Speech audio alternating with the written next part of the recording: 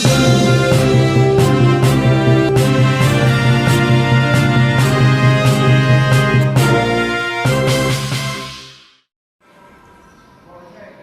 श्रीराम. जय श्रीराम. मी प्रकाश भरत जोशी, राहणार हैदराबाद, मुक्काम सध्या करकम येथे. ह्या करकम गावामध्ये श्रीरामाचं प्रथम देऊळ जे आहे हे ह्या देवळाची जवळजवळ 200 वर्षापूर्वीचा इतिहास आहे. या देवळाचा जीर्णोद्धार जो केला तो 2004 साली झाला.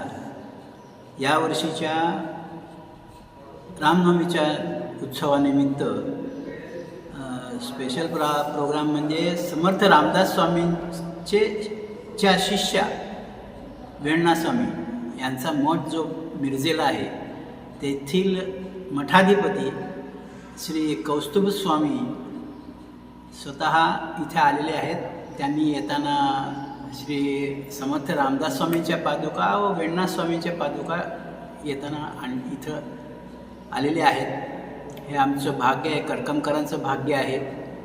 करकमकरांचं महत्त्व सांगायचं म्हणजे येथे एकूण 11 जिवंत समाधी आहेत. येथे दरवर्षी वारीला जवळजवळ 5,000 ते 6,000 वारकरी 2-3 दिवसामध्ये राहतात. एक दिवस काढतात आणि दुसऱ्या दिवशी पंढरपूरला जातात. ह्या निमित्ताने हा जो ही जी रामदास स्वामींचा रामाचं देऊळ जे आहे त्याच्यामध्ये श्री अंमळनेरकर महाराज आज जवळजवळ 25 ते 26 वर्ष इथे येतात, रात्री राहतात, मुक्काम असतो त्यांचा आणि नंतर वारीला आणि नंतर इथून प्रस्थान त्यांचं होतं पंढरपूरला.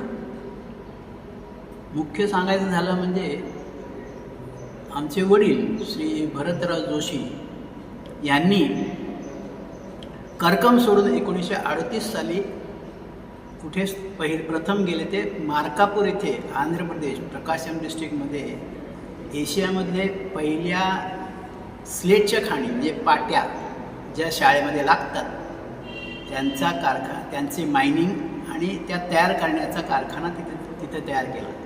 1938 सालची गोष्ट ही. त्याच्यानंतर 1950 साली आयर्नोरच्या खाणी वेलदुर्ती येथे आंध्र प्रदेशमध्ये चालू केल्या. त्यायोगे त्यांच्या ह्याच्यामध्ये त्यांचा जे राम भाऊ म्हणून त्यांचे सर्वात मोठे भाऊ राम, लक्ष्मण आणि भरत हे असे 3 भाऊ होते. त्यांच्या नावाने रामभाऊ जोशी यांच्या नावाने त्यांनी ह्या करकम गावामध्ये प्रथम 1953 साली रामभाऊ जोशी हायस्कूल म्हणून शाळा स्थापन केली. त्याचं एक महत्त्वसुद्धा आहे. ही सर्व श्रीरामाची कृपा आहे. आमचं घराण्याच्याबद्दल सांगायचं झालं तर प्रथम माझ्या वडिलांनी हेच सांगितलं आहे की फक्त समाजसेवा करा.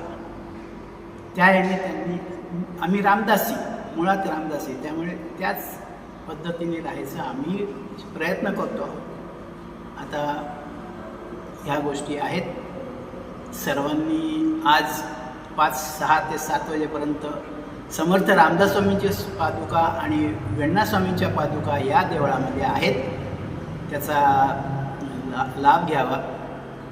प्रसाद आणि दर्शन या दोन्हीचं दर्शन, रामाचं दर्शन, समर्थ रामदास स्वामी ज्यांना रामाने दर्शन दिलं होतं त्यांच्या पादुका आणि त्यांच्या पट्टशिष्या वेण्णा स्वामी ह्या सुद्धा इथे आहेत. त्यांच्या थोडक्यात सांगायला हरकत नाही. त्यांच्या पादुका इथे आहेत. सर्वांनी यावं ही माझी कळकळीची विनंती आहे. नमस्कार. या रामनवमीच्या उत्सवानिमित्त वेगवेगळे कोणते कार्यक्रम ठेवले? दररोजचे हे 19 मार्च ते 26 मार्चपर्यंत दररोजचे कार्यक्रम काकड आरती, सकाळचं भजन, श्रीराम विजयचा ग्रंथ वाचन, दासबोध वाचन, संध्याकाळचं भजन या निमित्ताने होते. 26 तारखेला श्रीकांत आरोळे यांचं जन्मोत्सवानिमित्त कीर्तन होईल.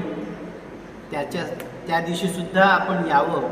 सर्वांनी दर्शनाचा लाभ घ्यावा, जन्मोत्सवाचा लाभ घ्यावा आणि प्रसाद घेऊन जावा. ही पण एक कळकळीची विनंती आहे. बेधडक आणि रोखठोक बातम्या पाहण्यासाठी करकम सुपरफास्ट न्यूज चॅनलला सबस्क्राईब करा व बेल आयकॉनवरती क्लिक करून नोटिफिकेशन ऑन करा.